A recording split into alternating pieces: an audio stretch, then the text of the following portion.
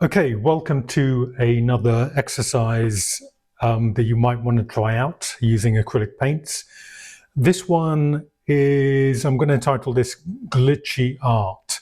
And really it's to give your paintings a little twist at the end.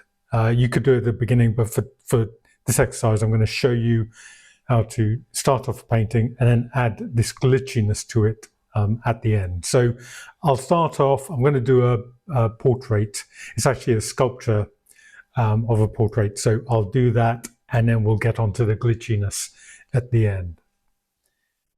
Okay, so I'm going to limit my color and I'm going to use some red, some green, mixed with white.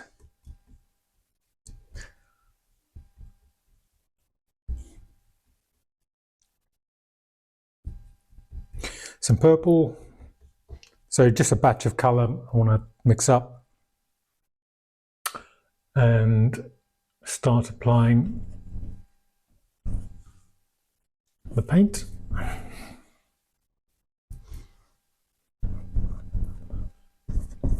It's got red cheeks.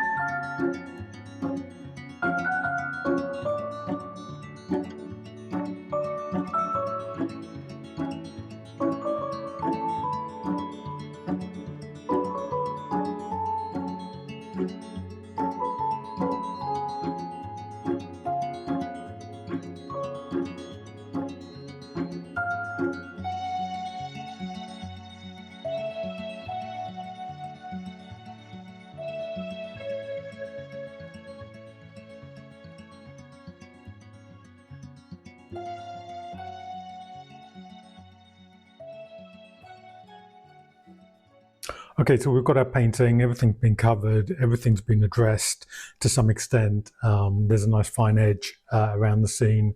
Some of the colours are reflected from the face, from the background into the face. So what we want to do now is we just want to add this contemporary touch so we can break into the shape a lot more.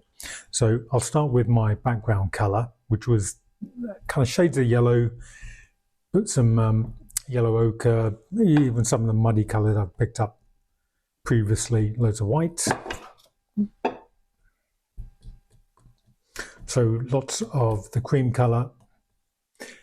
And there's a few things you could do. You could just do a little skim in, so all of a sudden you break the edge, or you could be more definitive and we'll have maybe marks coming downwards. You can either go across. If you do too many directional marks, it's going to look very, very confused. So we probably want to choose the kind of thing we want to do. Maybe downward would be slightly more interesting. So I want to be fairly definitive about a mark, something like that, and a smaller one next to it.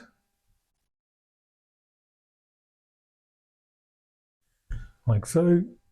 And one at the side there, a bit more white, a bit more green. I just want the tint to go a bit cooler,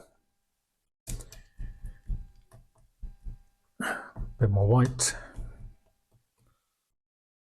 Okay, and so the idea of this is really just to create an impression that you're breaking into the image, just almost disrupting it, because there's a highlight there. Maybe we could draw that down, maybe even draw the mark down at the side there.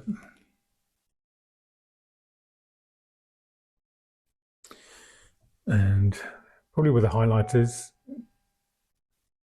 So with the highlighters, just drop a mark on that side. and there. So what you'll get is this impression of almost the paint running down. Again, you've got to be a bit careful about the kind of marks you do. I mean, I could almost do one running down. You could even use masking tape or some kind of tape to get a very, very clean edge. So that's absolutely been cut down there. So I'd say the only thing about this kind of technique is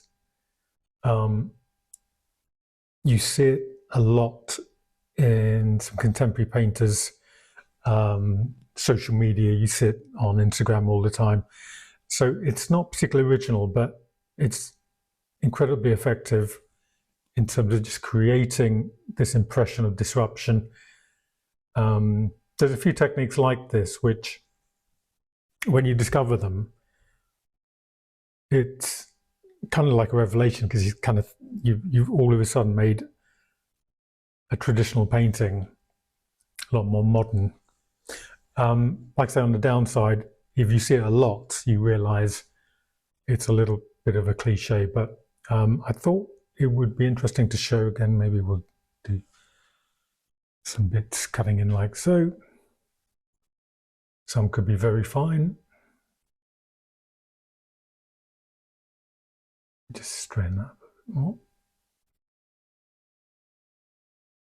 Like so, and just maybe around the highlight, we could just drop in a couple of, maybe a line just to cut the mouth a little bit. So the other thing we could do is also, if we go back to our earthy color, which is more of a neutral, so we could go almost out of this shape as well. So maybe a couple of lines cutting out and into the portrait, maybe just extend that one. The idea really about it is not, I mean, it's obviously contrived, but you're trying to make it not look overly contrived. A couple of lines there. So we'll do a mark on this side.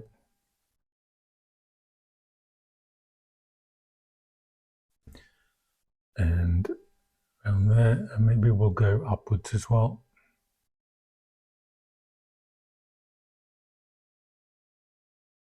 So all of a sudden, like I say, you get this fairly interesting, disruptive image.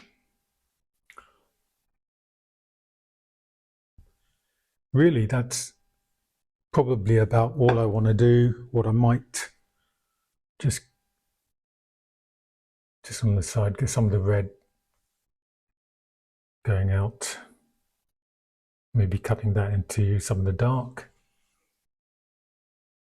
Yeah, so it just makes your painting look that little bit more interesting. Okay, so if you ever do a painting that looks a little bit dull and you just want to jazz it up a bit or give it a sense of animation, these little glitchy marks go a long way in just creating some of that animation.